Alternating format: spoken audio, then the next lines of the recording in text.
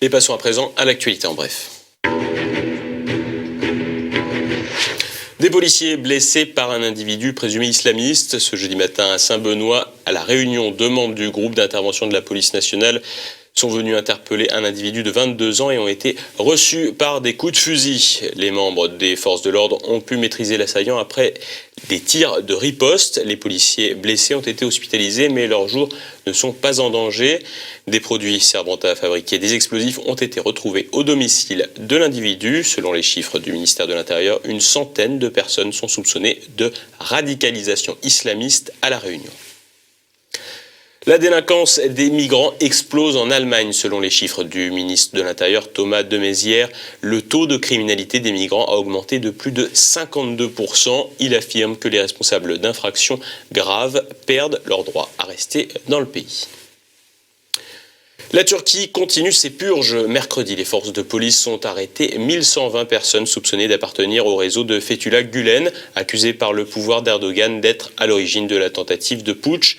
Plusieurs milliers d'autres sont visés par un mandat d'arrêt. Plus de 9000 policiers ont par ailleurs été suspendus pour des liens présumés avec le prédicateur réfugié aux États-Unis. Depuis le putsch avorté, 46 000 personnes, notamment des policiers, des magistrats et des enseignants, ont été emprisonnés et plus de 100 000 limogés ou suspendus. C'est le visage de la souffrance. Jessica Notaro, une ex-reine de beauté italienne de 28 ans, a été brûlée à l'acide par son ancien compagnon africain. Elle a montré son visage défiguré à la télé italienne pour raconter son histoire. L'agression s'est déroulée le 10 janvier dernier quand son ex-petite amie, qui la harcelait, lui a lancé une bouteille d'acide au visage. Son handicap lui interdit de s'immerger dans l'eau et donc de pratiquer son métier de dresseur dans un parc aquatique. Elle ne pourra pas avoir accès à la chirurgie réparatrice avant 1 an. L'individu avait été arrêté dès le lendemain de l'attaque. Et dans un instant, notre Zoom du jour, le général Antoine Martinez nous présente son nouvel ouvrage quand la grande muette prendra la parole.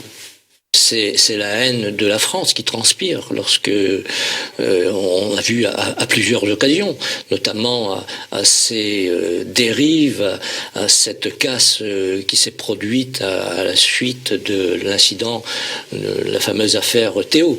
On a pu se rendre compte les dégâts que cela a occasionné. Et de toute façon, il faut aller sur le terrain, vivre dans la vraie vie. Moi, je conseillerais à nos responsables politiques d'aller, de se déguiser s'ils le souhaitent pour passer inaperçu, mais d'aller voir sur le terrain, parce que ces territoires perdus de la République qui ont été nommés ainsi, ils existent bien. Nous avons sur le territoire français, et c'est le cas aussi dans certains pays européens maintenant, une multitude de Molenbeek. Et ce soir, retrouvez notre émission Témoin à la charge, animée par Florian Janin, un numéro consacré au SDF français que des équipes de TV Liberté ont rencontré au cours de l'hiver.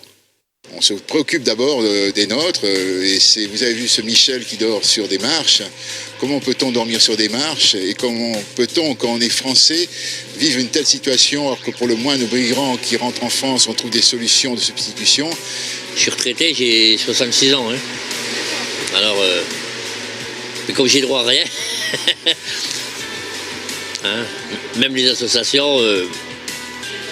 Ah non, c'est pas ça, mais comme Emmaüs par exemple, ils préfèrent s'occuper des migrants que des autres.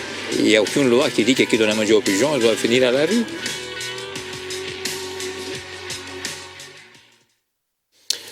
Et voilà, c'est la fin de cette édition. Tout de suite, une nouvelle chronique de la France de Campagnol avec Christian Combaz. Merci de votre fidélité. Bonsoir.